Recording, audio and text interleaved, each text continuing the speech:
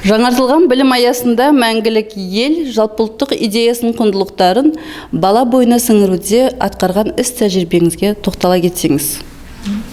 Бүгінгі таңда өрлеу біліктілікті арттыру орталығында заманауи жас маман конференциясына келіп отырмыз. Бұл конференциядан педагогтар шеберлерімен көптеген әдіс тәсілдер алмасып, жаңалықтармен бөлістік. Осы жаз айында ғана жаңартылған білім беру аясында Сүгірова Бану Әсет қызында курстан өттім. Қазіргі таңда өз тәжірибемде жаңартылған білім беру бағдарламасы аясында жұмыс жасап жатырмын. Және де мәңгілік ел ұлттық құндылықтар оқушылардың бойына сіңіру үшін өз іс тәжірибемен бөлісе өтсем. Қазіргі таңда сабағымда көбіне оқушыларды бағалау кезінде көптеген әдіс тәсілдерді қолданып жатамыз. Бірақ ол бағдаршам әдіс тәсілі немесе смайликтер деп жатамыз. Олар оқушыларды жалықтыруы мүмкін. Сол тұста мен мәңгілік ел ұлттық идеясын оқушылардың бойына сіңдіру үшін оқушыларды қазақи дәстүрдегі асықтармен, қамшылармен, ұл балаларды, қыз балаларды, қыздардың қазақи ұлттық киімдермен бағалауды дәріптеп отырмын.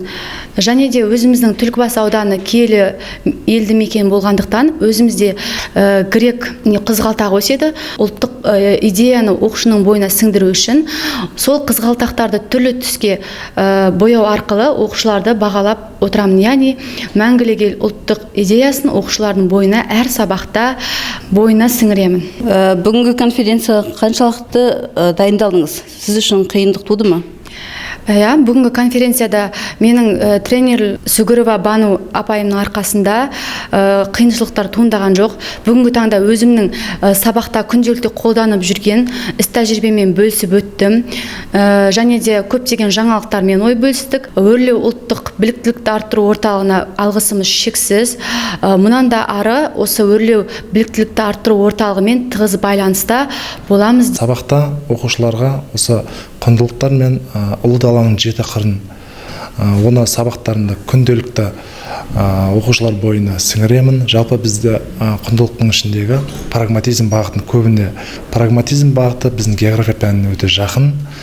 Прагматизм деген сол ұлттық байлықтарымызды танып білу, сонымен қатар байлықтарымызды тиімді пайдалану, ысырапшылдыққа жол бермеу. Жалпы менің өзіміз сабағымда сонымен қатар елбасымыз Нұрсұлтан Әбішұлы Назарбаевтың ұлы даланың жеті қыры жолдауын жалпы мен сабағымда пайдаланамын, үнемі оқушылардың бойына сіңіремін. Біздің еліміз Сиверис алманың тарихи отаны екен және қызғалтақтың отаны екен оқушылар бойына үнемі сіңіріп отырамын.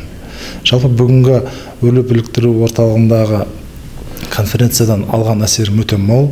Сұрақтарыма, ойландыру мәселелерге тиянақты жауап алдым.